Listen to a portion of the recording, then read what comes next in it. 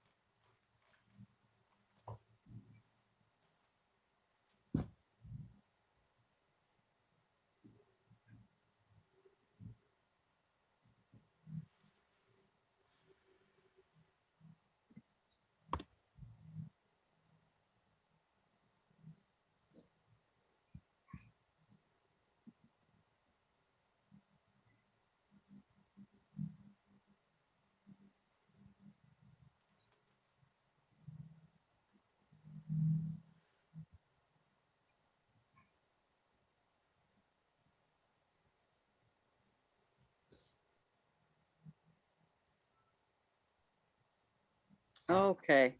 Good afternoon, everyone. Good afternoon, Judge. All right. I want everybody to know that we are live streaming on YouTube through the 283rd District Court's YouTube page. It's with the Office of Court Administration. So I want to be sure everybody has access. Because of COVID-19, we have had to make a lot of provisions when it comes to remote hearings. So I want to be sure everybody has access and is able to review the proceeding. Are both counsel ready to proceed? We're ready, Your Honor. Pardon me? State's ready. Your Honor, on behalf of Mr. Spencer, Cheryl Watley, and Gary Udishin, and we are ready to proceed. All right, very good. Let's go on the record. This is cause number W87-96524-B. Style the State of Texas versus Benjamin Spencer. Mr. Spencer, is that you that is present in court today? Yes, ma'am, Your Honor. All right, and let me have all counsel announce themselves, please. Your Honor, Cheryl Watley, on behalf of Benjamin Spencer. And Gary Udishin, also for Mr. Spencer. Cynthia Garza on behalf of the state of Texas. And John Corzel on behalf of the state of Texas. I also have online our court reporter and Attorney Hoy, who is our writ master. Let me say a couple of things before we get started to be sure we're all on the same page on what we're doing. As we all know, the court signed the applicants and the state's agreed proposed findings of facts and conclusions of law in this case. Yesterday, I received the applicant's motion to have a bond set. under Texas Code of Criminal Procedure 11.65. Thereafter, I received the state's response to the applicant's motion to have a bond set. At this point, the court has not issued any. We don't have any ruling from the state's motion. I set this matter for a hearing to hear both sides regarding this matter, and I want both sides to give me information and evidence for the court to consider regarding this bond. One of the things I just want everybody to just kind of have some idea of where I am coming from when it comes to what the court is doing. I want to be sure, based on everything that I have read that Mr. Spencer has been through, that his rights are protected along with everyone else's rights. So one of the things I believe is incumbent on the court is for us to consider every area that needs to be considered in setting a bond on this case. So I did receive the information, and I have asked for all counsel to be present so that that information can be proffered on the record and I can make a decision as it relates to the bond. So we will now proceed with the bond hearing. Counsel, you all may proceed. Thank you, Your Honor. With the court's permission, this is Cheryl Watley on behalf of Mr. Spencer. And Judge, I've got to begin with saying I've never sat down to address the court, and so I feel most uncomfortable, first time in 40 years. But we certainly thank the court for this opportunity to provide you information in support of Mr. Spencer's application for release on a PR bond. We certainly appreciate this court's consideration of that. And we want to bring to your attention the vast breadth of support that Mr. Spencer enjoys and will continue to enjoy as he, upon his release from confinement. I don't know if you can see behind me, but seated in the courtroom right behind us is his mother. May he shift so that she can see, the judge can see his mother? Is that all right, Reyes?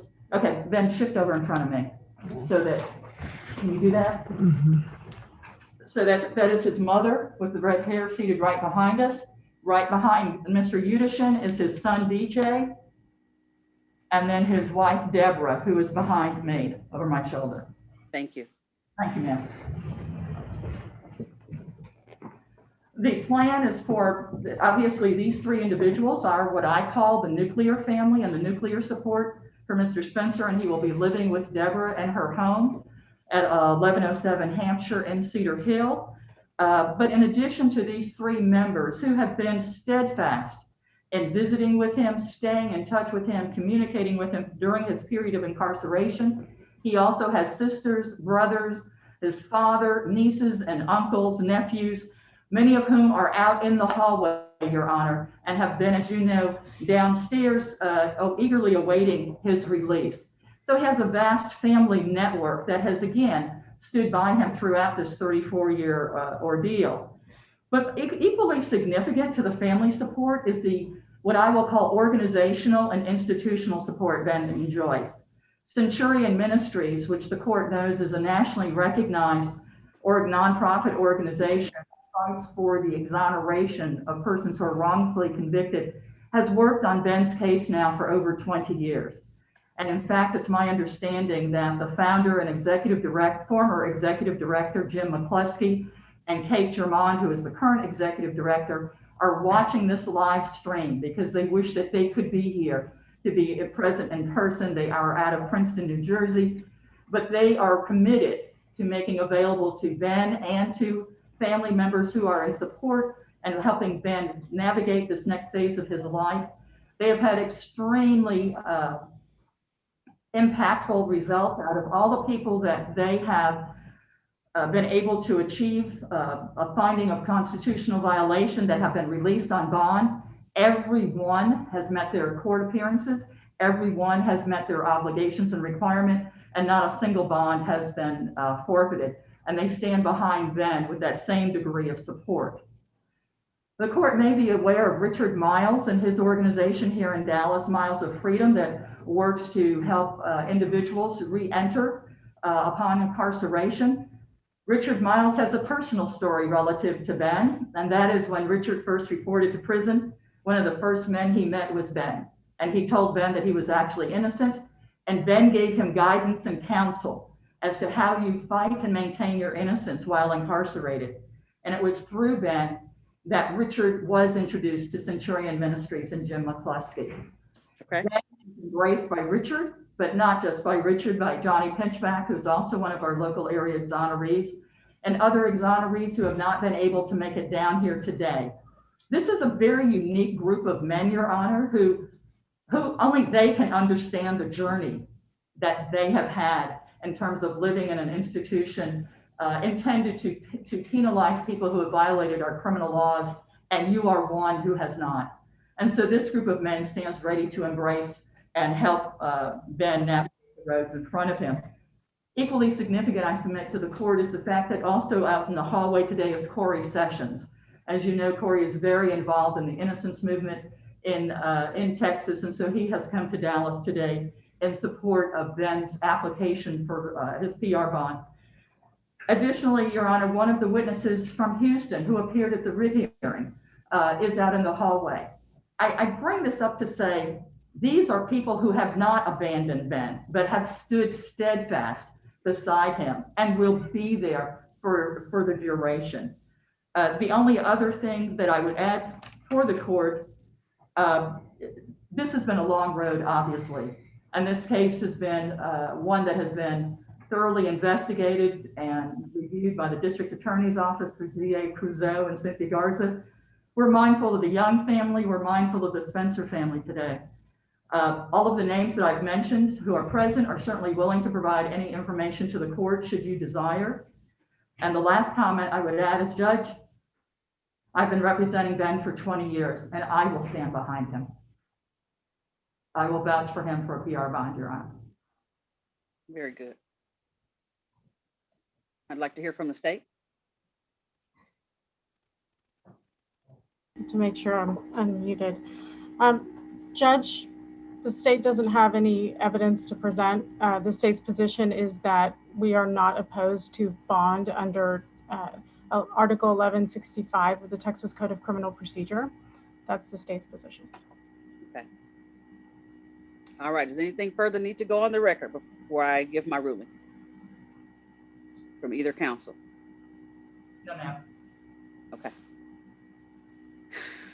I have reviewed the information, not only in the writ, but also in consideration for the bond. I am taking into consideration the information I received this morning from the defense that the state did not have any objection to as it relates to the status and the information needed to set a bond on Mr. Spencer's case. After receiving all that information this morning and after reviewing all of that information, I am going to grant a PR bond to Mr. Spencer.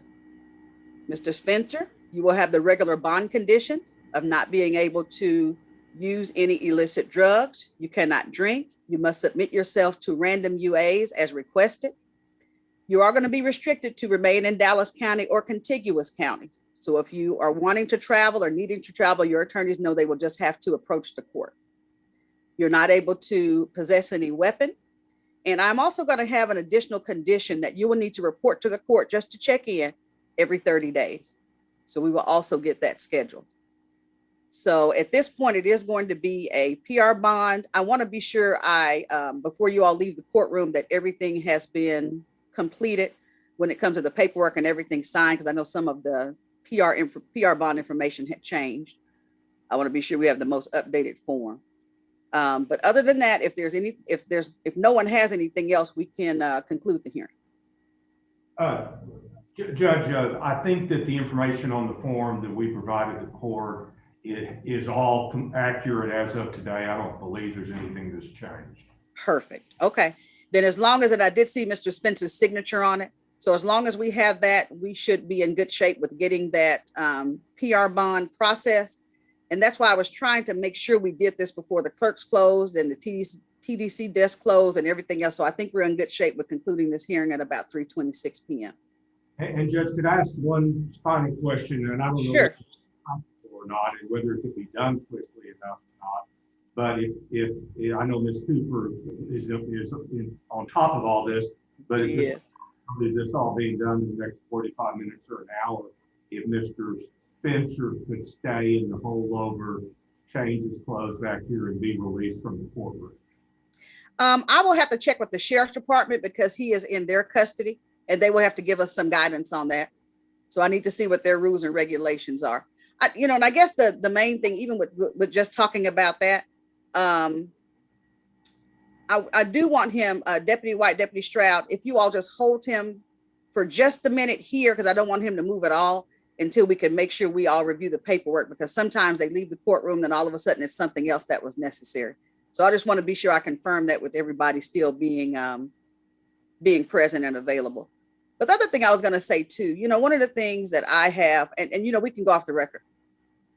One of the things that I have experienced just recently is that I hear there are individuals that are put in a category of being exonerated. And I just want everybody to know this is not an exoneration. This is strictly a bond setting. And the court could agree to either have a bond of some amount or issue a PR bond. So because of everything that I have read, because of what I think is fair to Mr. Spencer, I have decided to go ahead and grant a PR bond.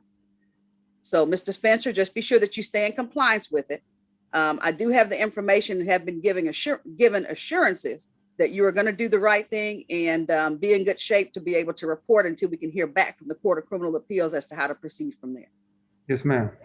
All right. And do you have any questions? No, ma'am, I think you answered all of my questions, and I want to thank you for, you know, if any inconvenience that I have caused with this, but I appreciate you. No, let me tell you this. It is no inconvenience whatsoever. Part of our issues is that we're in time of COVID.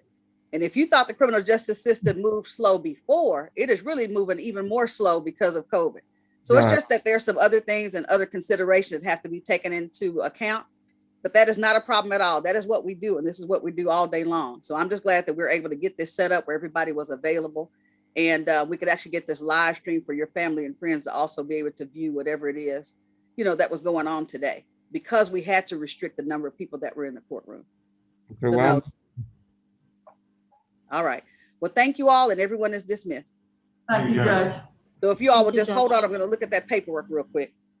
I have to stand up and say thank you, Judge. No, that is just fine. Your voice gonna slap you back to the back the whole time.